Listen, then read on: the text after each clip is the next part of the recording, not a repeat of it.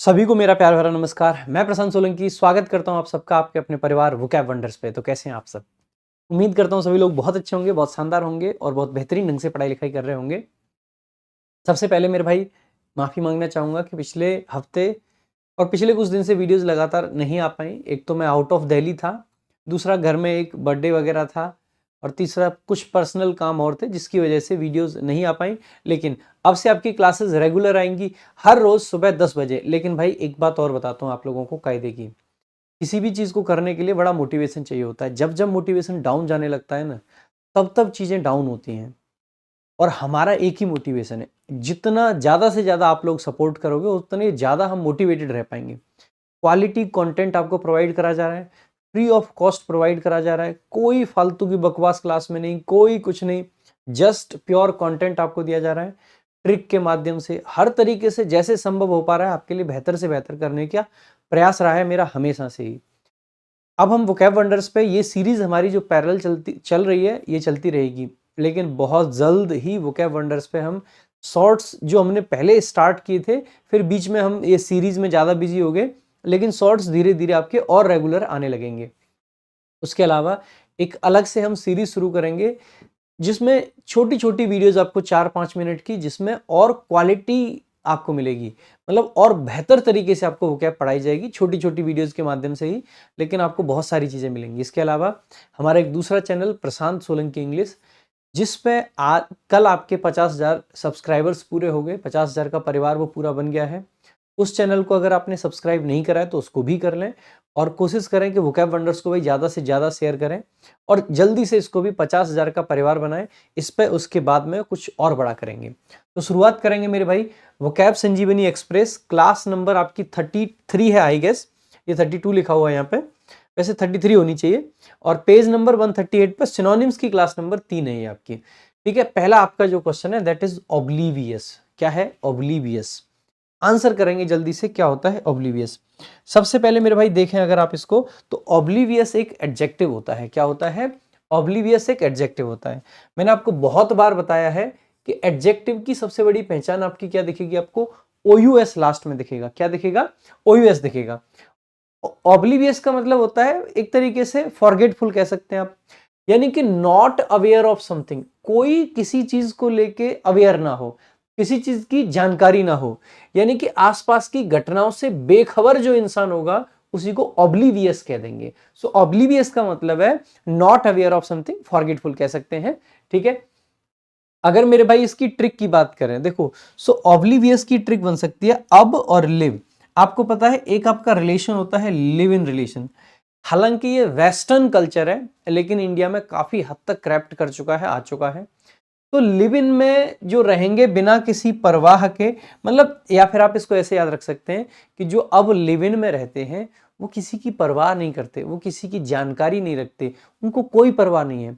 वो अपने आप में इतने ज्यादा मग्न होते हैं कि वो दूसरों से बेखबर रहते हैं।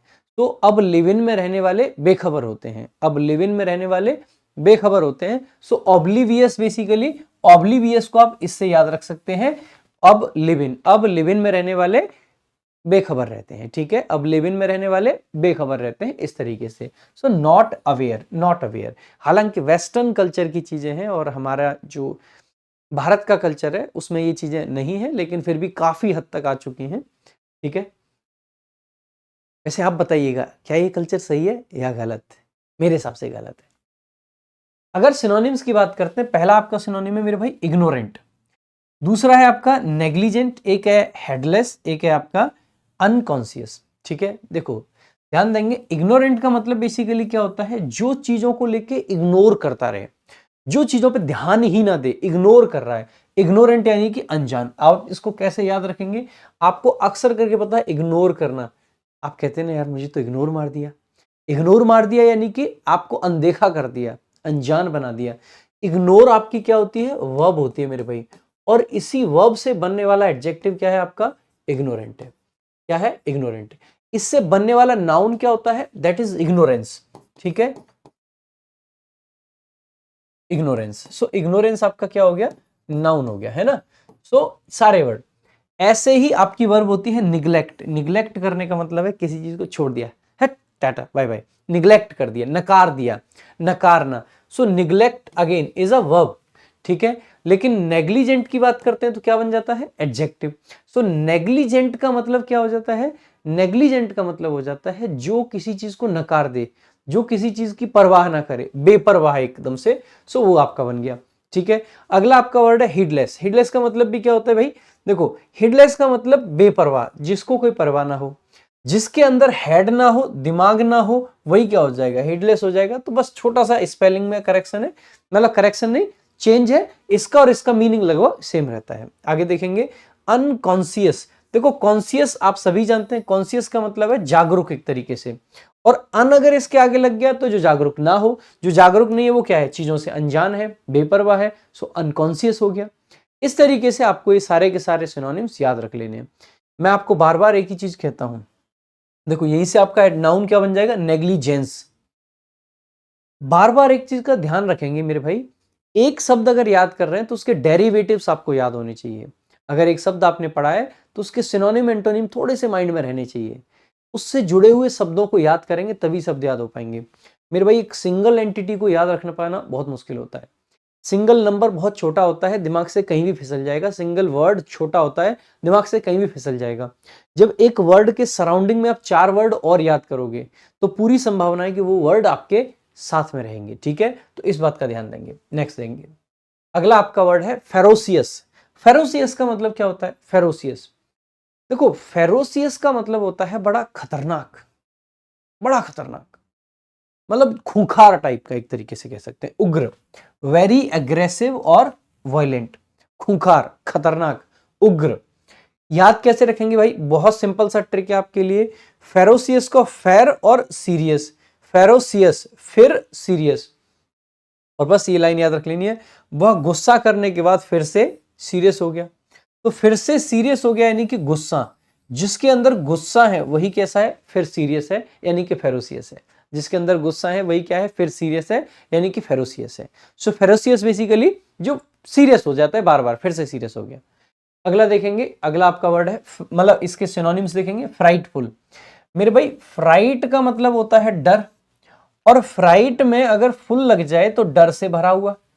जैसे फियर क्या होता है, डर, मतलब डर से भरा हुआ, जिसके मतलब फियर से भरा हुआ मतलब जिसको देख के लोग डरे। फ्राइटफुल का मतलब होता है डरावना, एक तरीके से डरा हुआ नहीं, ठीक है। जैसे फियरफुल, जिसके अंदर फियर, फुल ऑफ फियर, जिसके अंदर खूब सारा फियर भरा हुआ है, वही क्या है, भयंकर है, फियरफुल है, फ्राइटफुल है, ठीक है। कैसे याद रख लेंगे, यहां पे लिख रखा हमने, टाइट फुल बांधने पर भयंकर दर्द होता है। तो भयानक, भयंकर, ये सभी शब्द आपके कैसे हैं भाई, यही आपके क्या है, फ्राइटफुल का मीनिंग है। तो फ्राइटफुल, फियरफुल, ठीक है। एक वर्ड आपका दे रखा है फियर्स। फियर्स का मतलब भी होता है तेज, तर्रार, खूंखार एकदम से, ठीक है। फियर्स को भी वही फिर से खूंखार हो गया, फिर से खूंखार हो गया, फिर से खूंखार हो गया, फिर से सीरियस होके फिर से खूंखार हो गया। फेरोसियस, फियर्स सब इसी में आ जाएंगे। क्रूअल, क्रूअल का मतलब भी आप जानते ही हैं, अत्याचारी, एक क्रूर जो होता है वह, बहुत सिंपल वर्ड है इसीलिए ट्रिक नहीं है यहाँ पे। अगला आपका वर्ड है वॉल्ट। वॉल्ट सिंपल वर्ड है, आपने अक्सर करके अपने फोन में वॉल्ट चलाए होंगे। वॉल्ट वैसे मुश्किल लगेगा, ड्रॉप बॉक्स करके एक वॉल्ट आता था। आपने मोबाइल में ऐसे ऐप देखे होंगे जो वॉल्ट के नाम से आते हैं, जिनमें आप अपना डाटा हिडन रखते हैं, छुपा के रखते हैं। तो वो जगह जहाँ पे चीजें छुपा के रखी जाती है, तहखाना जो आपके घर में होता है, उसी को क्या बोल देते हैं, वॉल्ट बोल देते हैं। So a room under the floor, यानी कि फ्लोर के नीचे का जो रूम होता है, ऑफ अ चर्च हो सकता है, used specially in the past as a place for burying people. जो तहखाना बोल देते हैं, गुंबद बोल देते हैं, जो अंदर का है ना, वो उसको बोल देते हैं वॉल्ट बेसिकली। अगर इसको याद रखने का है तो वॉल के पीछे क्या है, तहखाना है, वॉल्ट यानी कि वॉल के पीछे, वॉल के पीछे। अब देखेंगे वर्ड है आपका पहला सिनोनिम है इसका क्रिप्ट। क्या है भाई, क्रिप्ट। क्रिप्ट को कैसे याद रखेंगे, करप्ट लोग तहखाने में पैसे छुपा के रखते हैं, क्रिप्ट, करप्ट, क्रिप्ट, करप्ट, तहखाना, तहखाना, ठीक है। एक है आपका आर्क। आर्क का मतलब होता है गुंबद, गुंबद। सो आर्किटेक्ट गुंबद बनाते हैं, यहां से याद हो जाएगा। आर्किटेक्ट तो बनाते होंगे, गुंबद को कौन बनाता है, आर्किटेक्ट, बस। एक है आपका मौजोलियम। मौजोलियम मतलब मकबरा भाई, मौसा जी का मकबरा। सो मौसा और लिम, मौसा जी का मकबरा, इस तरीके से याद रख लेंगे भाई। टॉम्ब आपने बहुत बार सुना होगा, हुमायूं टॉम्ब, ठीक है। टॉम्ब बहुत हो गया, आपने हिस्ट्री में पढ़ा होगा, बहुत कॉमन वर्ड है, बाकी एग्जाम में आ सकता है। एक वर्ड दे रखा है कैटाकॉम्ब। कैटाकॉम्ब का मतलब भी क्या होता है भाई? तहखाना होता है। तो तहखाने को कांटों से कवर किया जाता है, बस कांटा और कॉम्ब, कांटा और कॉम्ब, बस तहखाना। नेक्स्ट, अगला आपका वर्ड है कजोल, और कजोल अपने आप में होता है वर्ब। क्या होता है मेरे भाई? वर्ब। कजोल का मतलब होता है किसी को लुभाना, किसी को लालच देना, किसी को मनाना, वही होता है कजोल। सो कजोल का मतलब हो जाएगा टू परसुएड। परसुएड भी इसका एक सिनोनिम है भाई, ये भी वर्ब होता है और ये भी इसका ही सिनोनिम है। टू परसुएड समवन, समवन यानी कि कोई व्यक्ति, टू डू समथिंग, कुछ करने के लिए किसी को मनाना। बाई फ्लैटरी, फ्लैटर करना भी इसका एक सिनोनिम होता है। फ्लैटर, फ्लैटर करना भी इसका ही एक सिनोनिम होता है। तो फ्लैटर करना यानी कि किसी को बहलाना, फुसलाना, मनाना, वही। कैसे याद रखेंगे भाई? काजोल ने अजय देवगन को बहला फुसला लिया। काजोल ने अजय देवगन को बहला फुसला लिया। सो काजोल का मतलब बहलाना फुसलाना, मतलब, या फिर आप ऐसे, ये जो काजोल नाम की एक्ट्रेस है, मतलब अपने टाइम पे बड़ी खूबसूरत एक्ट्रेस हुआ करती थी, काफी लोगों के बीच में फेम था। तो काजोल जैसे अगर कोई हो तो वो किसी को भी बहला फुसला सकती है, ऐसे याद रख सकते हैं।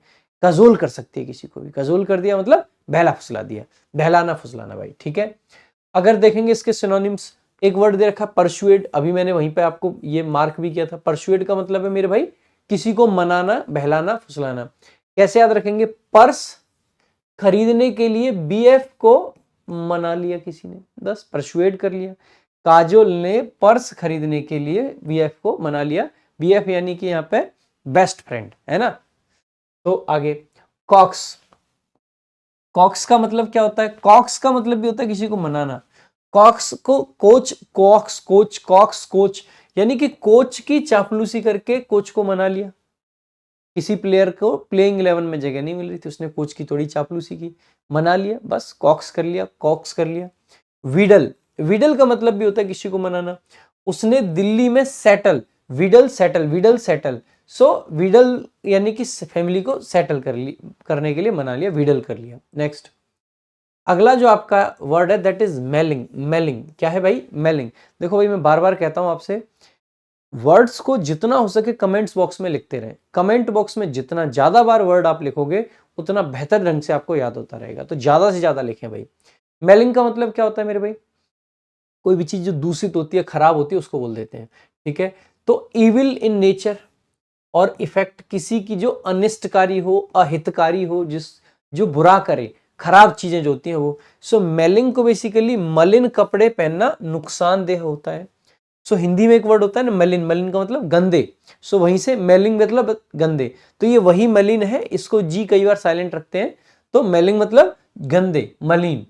आगे आपका पहला सिनोनिम है इसका बेलफुल। बेलफुल का मतलब होता है हार्मफुल, खतरनाक। सो बेलफुल को बेसिकली क्रिमिनल को बेल देना खतरनाक हो सकता है। क्रिमिनल को बेल देना खतरनाक हो सकता है, तो बेलफुल यानी कि खतरनाक। क्रिमिनल को बेल देना बेलफुल हो सकता है, यानी कि खतरनाक हो सकता है। एक है आपका बेनफुल। बेनफुल का मतलब भी होता है घातक, बैड एंड पेनफुल, ठीक है। नॉक्सियस, नॉक्सियस का मतलब भी होता है दुख भरा, टॉक्सिक। सो नॉक्सियस का टॉक्सिक, टॉक्सिक, नॉसियस, टॉक्सिक। देखो ये एक्स आई जो वर्ड है, बस यही आपका यहाँ पे ट्रिक है, ठीक है। एक्स आई से ही आपको याद रखना है। सो नॉक्सियस, टॉक्सिक। अगला आपका वर्ड है परनीशियस। परनीशियस का मतलब क्या होता है भाई? देखो परनीशियस, परनीशियस यानी कि पेपर लीक को लेके आपने बहुत सुना होगा। पेपर लीक पर सरकार सीरियस ही नहीं है। Pernicious, paper leak not serious, paper leak not serious, pernicious, यानी कि ये चीज कैसी है? बड़ी घातक है। सरकार का सीरियस ना होना बड़ा घातक है, और सही बात है ये। देखिएगा, जब सरकार को लगा कि लोग आज 10-20 हजार की संख्या में पहुंच रहे हैं, कल को हो सकता है लाखों में पहुंचे, तो पेपर कैंसिल हो गया। आरओ, एआरओ वाले बच्चे अब तक वहां पर प्रोटेस्ट कर रहे हैं, और आज दिखाया जा रहा था उन बच्चों पर लाठीचार्ज कराया जा रहा है। देखिएगा, मैं भी अगर बीजेपी की गवर्नमेंट या योगी सरकार या मोदी सरकार अगर कुछ अच्छा करती है तो मैं हमेशा तारीफ भी करी है, लेकिन मैं एक चीज़ कहना चाहूँगा, ये जो आप कर रहे हैं ये गलत कर रहे हैं। जब पेपर लीक होने के सबूत जगह जगह हैं, आरओ एआरओ का पेपर भी अगर लीक हुआ है तो भी कैंसिल कीजिए। क्यों नहीं कैंसिल कर सकते? अगर युवाओं को फेयर चांस नहीं मिलेगा रोजगार का, तो मेरे भाई कहाँ जाएंगे लोग? लोग तो फिर गलत रास्तों को ही अपनाएंगे। गलत रास्तों को अगर लोग अपनाएंगे तो उसके लिए कौन जिम्मेदार है? पेपर लीक अगर हो रहा है तो उसके लिए जिम्मेदार युवा नहीं है, उसके लिए सरकार जिम्मेदार है। भाई सरकार को एक तो रोजगार के इतने अवसर देने चाहिए कि लोगों का सिलेक्शन हो, सरकार की जिम्मेदारी है। कुछ लोग ये तर्क भी देते हैं कि सरकार रोजगार देने के लिए थोड़ी ना, सरकार का काम सरकार चलाना है, रोजगार देना नहीं। अच्छा, ऐसी बात है? ऐसी बातें वही लोग करते हैं जो या तो वेल सेटल्ड होते हैं, बड़े बड़े एजुकेशनल बैकग्राउंड से होते हैं, या जिनके पुराने टाइम पे लोगों ने सरकार से पूरे फायदे ले रखे हैं, वो लोग ऐसी बातें करते हैं। अरे एक ऐसा पर्सन जो गांव देहात से बिलोंग करता है, भाई उसके लिए एकमात्र जरिया अपने परिवार की सिचुएशन को उठा के ऊपर लाने का सिर्फ सरकारी नौकरी है। यार उसके सामने ऐसी बातें तो कम से कम ना करें कि सरकार का काम सरकार चलाना होता है। मेरे भाई अगर सरकार का काम सरकार चलाना है तो जो इतने सारे रिसोर्स सरकार के हाथ में है, उनमें लोगों की तो जरूरत है, उनको लोग ही तो चलाएंगे। हर चीज का प्राइवेटाइजेशन सोल्यूशन नहीं है। हमारे यहाँ जिस तरीके की चीजें हैं उसमें नहीं है सोल्यूशन। इतनी गरीब जनता है, हम इतने डेवलप्ड थोड़ी ना है, हमें नहीं अमेरिका बनना। हम अमेरिका वैसे नहीं बन सकते। भाई जब तक एक रूट लेवल से विकास नहीं होगा तब तक अमेरिका कैसे बन पाएंगे?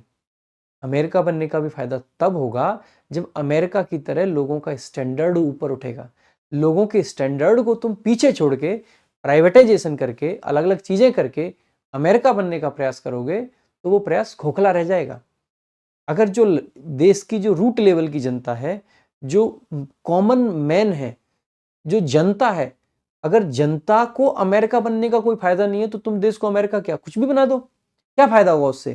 क्या फायदा एक आम जनता को? क्या फायदा उस आदमी को जो घर में रह रहा है, जो गांव में रह रहा है, जो गांव में खेती करता है? उसको फायदा उस चीज से है कि किसी प्रकार से उसने खेती कर करके जो अपने बच्चे को पढ़ाया है, उस बच्चे को एक रोजगार का अवसर मिले। अरे उसको क्या फर्क पड़ता है कि रेलवे को सरकार चला रही है या प्राइवेट कंपनी चला रही है या कौन चला रहा है? उसको सरकारी नौकरी चाहिए, क्योंकि प्राइवेट कंपनी उसके लड़के को बाहर निकाल देगी। हाँ भाई मानते हैं गांव में पढ़ा हुआ है तो हो सकता है कि शहर से पढ़े हुए लोग जो बड़े बड़े ग्रेजुएट हैं, जो विदेश से पढ़ के आ रहे हैं, जो यहाँ वहां पढ़ रहे हैं, उनकी बराबर हो सकता है उसको ज्ञान ना हो, लेकिन मेहनत करने का जज्बा है उसके अंदर। और प्राइवेट कंपनियां तो बस ये देखेंगी कौन से स्कूल से पढ़ा है, कौन से कॉलेज से पढ़ा है। इसीलिए ये कभी भी सोल्यूशन नहीं हो सकता है अभी से कि प्राइवेटाइजेशन कर दिया जाए। प्राइवेटाइजेशन, रेलवे में 4 सुविधाएं बढ़ जाएंगी, लेकिन 4 सुविधाएं वो उसके लिए बढ़ेंगी जो एक लेवल का पर्सन है। 4 सुविधाएं बढ़ने के बाद भी उस किसान को, उस किसान के बेटे को, उस किसान के परिवार को जनरल की बोगी में ही सफर करना है। और जब उसको जनरल की बोगी में सफर करना है, वो भी इस देश में हिस्सेदार है, उसका भी एक वोट है, उसने भी वोट डाला है, उसने वोट डाला है इसलिए आप सत्ता में बैठे हो। आपको सरकार को रोजगार के अवसर देने ही पड़ेंगे और देने चाहिए। और अगर पेपर लीक होता है, अगर फेयर चांस नहीं मिलता है और अगर आप उसको लेके सीरियस नहीं है तो आप गलत हैं, आप सरासर गलत हैं। हो सकता है आप में से, आप मेरे कई सारे स्टूडेंट्स को मेरी बात बुरी लगे, अरे सर आप तो मोदी जी के खिलाफ बोल रहे हैं, आप तो योगी जी के खिलाफ बोल रहे हैं। हाँ भाई, अगर आपको ऐसा लगता है कि मैं उनके खिलाफ बोल रहा हूँ तो हाँ भाई मैं बिल्कुल बोल रहा हूँ, क्योंकि भाई दिल से दुख पहुंचता है। हमने ऐसे हजारों लोग देखे, ऐसे किसान देखे, मैं वहीं से बिलोंग करता हूँ जहाँ पे ऐसी हालत देखी है मैंने।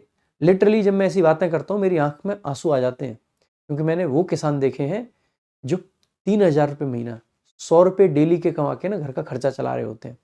और अगर उन लोगों के सामने ऐसी सिचुएशन रख दी जाए कि रोजगार के अवसर इतने कम हो जाए, भाई रोजगार कम होगा तो कंपटीशन बहुत ज्यादा बढ़ेगा, कैसे काम चल पाएगा उन लोगों के घर का? उनकी भी फिक्र है। उनके लिए एकमात्र जो बचपन से मोटिवेशन होता है ना, हम वहीं से पढ़े हैं, बचपन से एक ही मोटिवेशन होता है कि 12th करने, वहाँ ग्रेजुएशन तक की भी नहीं सोच पाते लोग।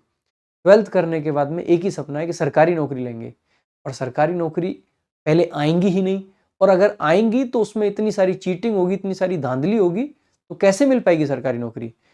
पता है? और ये जो रिश्वत चल रही होती है, पैसे चल रहे होते हैं, वो किसान का बेटा वो भी नहीं दे पाता है, क्योंकि वो अगर अपनी जमीन भी बेचे ना तो शायद हो सकता है उस दलाल के पैसे ना दे पाए।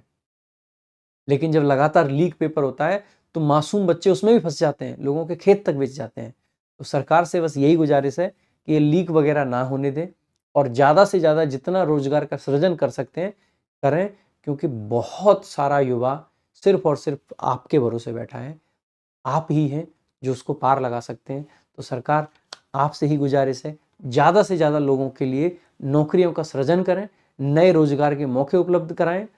प्राइवेट नौकरी की मैं बात नहीं कर रहा हूँ, सरकारी नौकरी।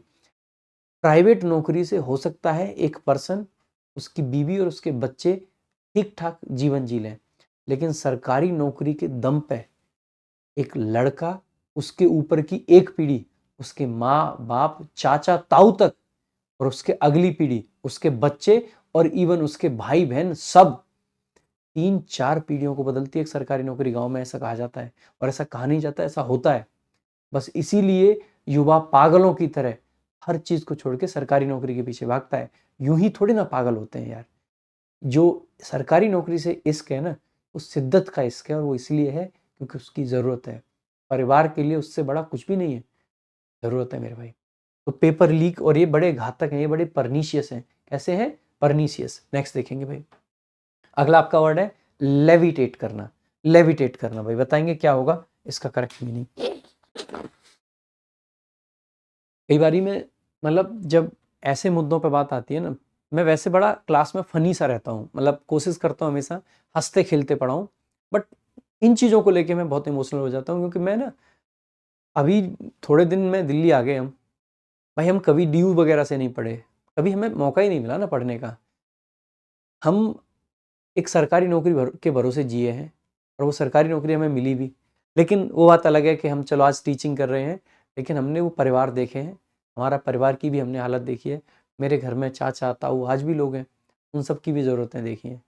तो सरकारी नौकरी है मेरे भाई, उसके भरोसे कितने परिवार बैठे हैं, ये शायद हो सकता है इस सरकार को नहीं पता, लेकिन पता चलेगी, धीरे धीरे सबको पता चलेगी। लेविटेट भाई, लेविटेट का मतलब होता है to rise and float in. देखो, लेविटेट का मतलब आप ऐसे समझ सकते हैं, किसी चीज को जब हम हल्का कर देते हैं, हल्का कर दिया, हल्का करने के बाद में वो चीज क्या हो जाएगी, हवा में तैरेगी, पानी में तैरेगी। यानी कि राइज का मतलब है उठना, और फ्लोट का मतलब है तैरना। तैरना in the air with no physical support, कोई फिजिकल सपोर्ट नहीं है, फिर भी कोई चीज क्या है, हवा में तैर रही है, वही हो जाता है लेविटेट। कैसे याद रखेंगे? Levitate light weight, levitate light weight, levitate light weight, levitate light weight. Comment में लिखते रहेंगे levitate light weight, levitate light weight, levitate light weight. जिसका वजन कम है वह हवा में तैर सकता है, सिंपल सी बात है। नेक्स्ट, आगे इसके सिनोनिम्स की अगर बात करते हैं तो फ्लोट करना, अभी बताया था, फ्लोट करना उड़ना या बहना या तैरना, ठीक है। हॉवर करना, हॉवर बेसिकली जो ऊपर मडराना होता है ना, उसको बोलते हैं। तो हॉवर करना यानी कि मडराना, बोलते हैं ना कि संकट के बादल मडरा रहे हैं, हॉवर कर रहे हैं यानी कि ऊपर घूम रहे हैं। So high plus over, hover. High plus over, hover. High यानी ऊंचा, ओवर यानी कि ऊपर। ऊंचाई में ऊपर अगर कोई है तो वो क्या है, तैर रहा है, हॉवर कर रहा है, उड़ रहा है। ड्रिफ्ट, ड्रिफ्ट करने का मतलब होता है मेरे भाई बहना। दिल फिट होने के बाद में प्यार में बह गया, दिल फिट होने के बाद में प्यार में बह गया, ड्रिफ्ट कर गया, ड्रिफ्ट कर गया, दिल फिट और मैं ड्रिफ्ट, ठीक है। अगला आपका वर्ड है फ्लटर। फ्लटर, फ्लटर का मतलब होता है फ्लाई प्लस में ऊपर, एफ एल से फ्लाई, और अटर यानी कि एकदम टॉप ऊपर, ठीक है। सो फ्लटर यानी कि उड़ना, फ्लटर करना। नेक्स्ट, अगला आपका वर्ड है अनबायस्ड। Unbiased, unbiased. देखो हम कहते हैं यार बड़ा बायस्ड है, ये सरकार बड़ी बायस्ड है, प्राइवेटाइजेशन की तरफ भागती है। बायस्ड होने का मतलब है किसी पक्ष में झुकाव होना, और अगर उसके आगे अन लगा दिया मेरे भाई, उसका मतलब है किसी पक्ष में झुकाव ना होना। सो बेसिकली एडजेक्टिव होता है ये। अनबायस्ड का मतलब है किसी पक्ष में झुकाव ना होना। तो यानी कैसा होना, fair and not influenced by your own और somebody else's opinions, desires ETC. निष्पक्ष जो है वही है बेसिकली आपका unbiased. So un plus biased, इस तरीके से याद रख लेंगे। अगर हम बात करें मेरे भाई इसके सिनोनिम्स की, भाई कमेंट बॉक्स में लिखते जाएंगे और वीडियो को लाइक शेयर कर देंगे। कैंडिड, मासूम हो गया। कैंडिड का मतलब सिंपल, साधारण, मासूम। कैंडी को खाने वाले बच्चे बड़े मासूम होते हैं। कैंडिड, मासूम, कैंडिड, मासूम, कैंडिड, मासूम। या देखो जैसे मोमबत्ती जलती है, कैंडल बोलते हैं मोमबत्ती को। जब मोमबत्ती जलती है तो बड़े एक राह में जल रही होती है, तो जो कैंडल की तरह जलते रहते हैं धीरे धीरे धीरे धीरे मासूमियत से, वही कैसे होते हैं, कैंडिड होते हैं, कैंडल की तरह जलना मतलब मासूम। इम्पार्शियल, पार्शियल का मतलब होता है किसी के पक्ष में है, किसी का पार्ट ले लिया, किसी का हिस्सा ले लिया, किसी की तरफ हो गए, और उसके वहीं से बना वर्ड पार्शियल, और इम का मतलब लगा दिया तो नॉट पार्शियल, यानी कि निष्पक्ष, इम प्लस पार्शियल। आगे फेयर का मतलब होता है भाई निष्पक्ष, जिसने किसी का पक्ष नहीं लिया। Everything is fair in love and war, प्यार और लड़ाई में सब कुछ फेयर है। अनप्रीजुडिस्ड, भाई देखो ध्यान रखना, प्री का मतलब पहले से, जुडिस्ट का मतलब डिसाइडेड, जुडिस्ट का मतलब जुडिशरी से आप याद रख सकते हैं, जुडिशरी क्या करते हैं, डिसीजन लेती है, सो जुडिस्ड है यानी कि डिसीजन ले रखा है, प्री यानी कि पहले से डिसीजन ले रखा है, ये सही ये गलत, वैसा नहीं होना। अनप्रीजुडिस्ड होना, अनप्रीजुडिस्ड, अन यानी कि पहले से डिसीजन नहीं ले रखा है, यानी कि कैसा आदमी, निष्पक्ष है, सो अनप्रीजुडिस्ड। अगला आपका वर्ड है ड्रीरी, ड्रीरी, इसका मीनिंग बताएंगे भाई जल्दी से। ड्रीरी, ड्रीरी का बहुत सिंपल मतलब होता है unattractive and having nothing of any interest, एकदम नीरस, एकदम इंटरेस्ट खत्म हो गया हो, नीरस, ठीक है। सो ड्रीरी यानी कि डियर अगर हो एंग्री, ड्रीरी यानी कि डियर प्लस एंग्री, ड्रीरी यानी कि dear plus angry, dear plus angry, तो डियर के एंग्री होने पर कुछ अच्छा नहीं लगता, सब नीरस लगता है। अगर डियर यानी कि प्रिय, अगर एंग्री यानी कि गुस्सा हो जाए, सब नीरस लगता है दुनिया जैसे रूठ गई हो, दुनिया में कुछ नहीं बचा, मेरा तो हिमालय पे चले जाने को दिल करता है, जिंदगी से सब कुछ खत्म हो गया, ऐसी फीलिंग आती है कुछ लोगों को, है ना, मेरी फीलिंग्स नहीं है ये, ठीक है। आगे अगर इसके सिनोनिम्स देखें, डल, डल, डल बहुत सिंपल वर्ड है, उदास, डल का मतलब है लैकिंग इंटरेस्ट, मजा नहीं है, डल है बहुत। ड्रैव, ड्रैव का मतलब भी नीरस होता है, मतलब खत्म एकदम। रब से दूर होना, दूर यानी कि डी, और रैब यानी कि रब, रब से दूर होने पर जिंदगी में नीरसता आ जाती है, सो नीरस होना यानी कि ड्रैब। बैनल, बैनल का मतलब भी होता है मामूली सा, जो नीरस है, जो खतरनाक नहीं है कोई भी चीज, सो बैन प्लस ऑल, अगर सबको बैन कर दिया जाए तो आपके लिए मतलब मामूली हो जाएगा जीवन, बेकार हो जाएगा, मामूली सी चीज। बोरिंग आप सभी जानते हो, उबाऊ, बोर करने वाले लोग, उबाऊ।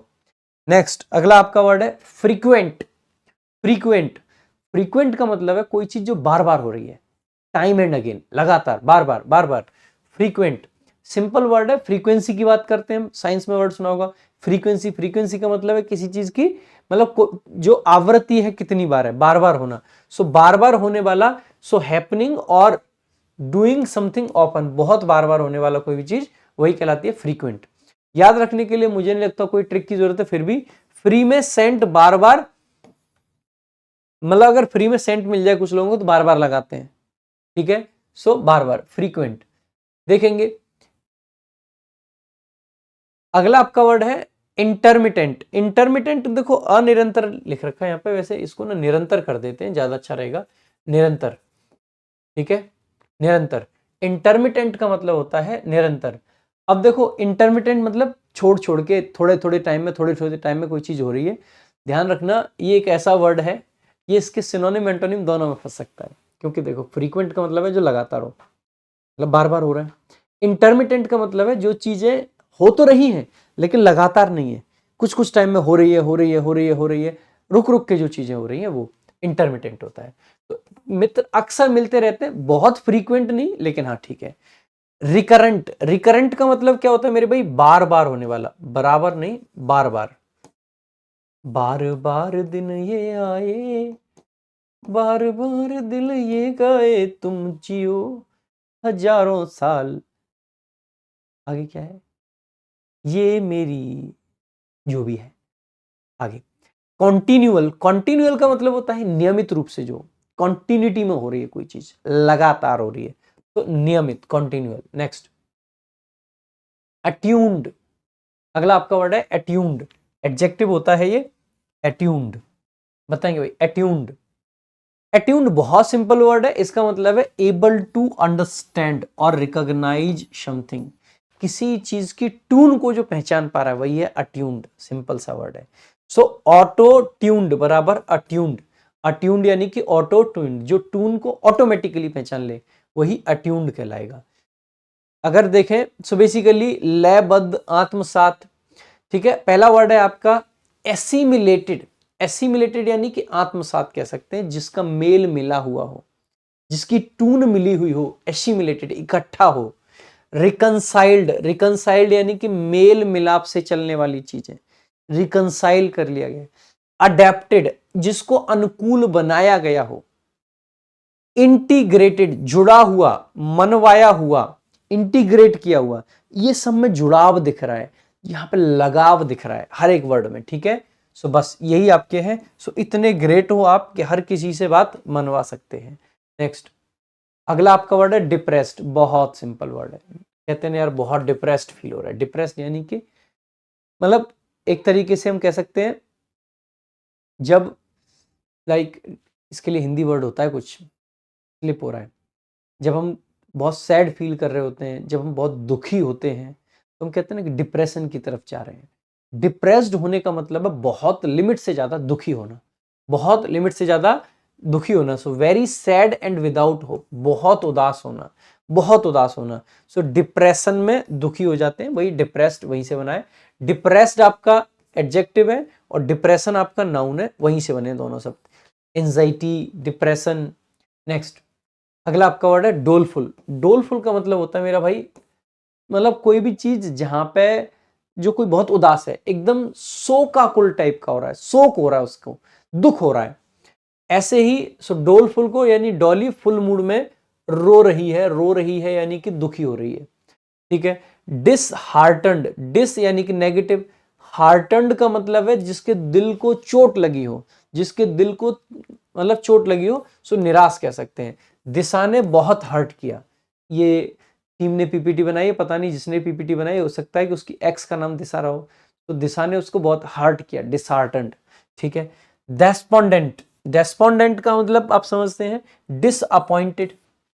डेस्पोंडेंट मतलब डिसअपॉइंटेड, चीजों को लेके बहुत निराश। अगला जैसे डिजेक्टेड, डिजेक्टेड का मतलब होता है उदास। हेट, रिजेक्टेड, जो है रिजेक्टेड वो फील करेगा डिजेक्टेड। जैसे आप किसी लड़की के पास में अपना प्रस्ताव लेके गई, भाई विल यू मैरी मी, कल मुंह है तो से शादी करूंगी मैं, विल यू मैरी मी, हट यहां से, आपको कर दिया गया रिजेक्ट। क्योंकि आप हो रिजेक्टेड, आप हो जाओगे डिजेक्टेड, दुखी। हे, उसने मेरे को मना कैसे कर दिया, वो मेरे को मना कैसे कर सकती है, उसको तो ढंग से बात करना भी नहीं आता, वो तो मेरे को कलमुहा बोलती है, मैं तो इतना अच्छे से बात करता हूँ, फिर मेरे को रिजेक्ट कर दिया, ऐसी फीलिंग आएगी। डिजेक्टेड हो गए, डिस मतलब एकदम डेस्पोंडेंट हो जाओगे, या कहें डिप्रेस्ड हो जाओगे, डिसहार्टन्ड हो जाओगे, डोलफुल, सैड, ग्लूमी, इस टाइप की लाइफ है ना। आगे सही तो नहीं है, तो आज इतने ही रखेंगे, बाकी इससे आगे कल की क्लास होगी। अब रेगुलर आपकी क्लास आएगी भाई। बस एक ही चीज कहूंगा भाई, ज्यादा से ज्यादा वीडियोस को शेयर करें, जितना ज्यादा हो सकता है, प्लीज प्लीज प्लीज, ज्यादा से ज्यादा। बाकी आज के लिए रखेंगे इतना ही। इसके भाई जो भी आप बच्चे बुक लेना चाहते हैं, बुक स्केप पे, अमेजोन पे, फ्लिपकार्ट पे, हर जगह आपकी संजीवनी अवेलेबल है, आप चेकआउट कर सकते हैं। कॉम्प्रीहेंशन क्रांति भी आपकी हर जगह अवेलेबल है, आप इस बुक को भी चेकआउट कर सकते हैं। जो बच्चे अभी से सीजीएल की तैयारी करना चाह रहे हैं भाई, ये हमारा रिकॉर्डेड बैच है, बड़ा जबरदस्त बैच है, हर एक चीज इस बैच के अंदर आपको मिलती है। कंप्लीट ग्रामर है, कंप्लीट वोकैब है, कंप्लीट कॉम्प्रीहेंशन है। सिर्फ और सिर्फ 699 के आपको फी में ये बैच आपको मिलता है। बहुत जबरदस्त बैच है, आप इसको भी चेकआउट कर सकते हैं। बाकी वोकैब वंडर्स टेलीग्राम जरूर फॉलो कर लें। यहाँ पे the Hindu for Hindi medium आपको मिल रहा होता है, बहुत सारे आपको यहाँ पे क्विजेज मिल रहे होते हैं, बहुत सारे स्टडी मटेरियल मिलता है। इंग्लिश बाय प्रशांत सर हमारा दूसरा एक ऑफिशियल टेलीग्राम है, आप इसको भी ज्वाइन कर सकते हैं, इस पर भी आपको बहुत सारे अपडेट्स मिलते हैं। बाकी भाई जो हमारा दूसरा चैनल है प्रशांत सोलंकी इंग्लिश, उसको सब्सक्राइब कर लें। उस पर ग्रामर को भी हम बहुत छोटी छोटी कुछ सीरीज शुरू करने जा रहे हैं, जो कि आपके एग्जाम के लिए रामबाण साबित होंगी। आज की क्लास में रखेंगे सिर्फ इतना ही, मिलेंगे अगली क्लास में। थैंक यू सो मच, जय हिंद, जय भारत।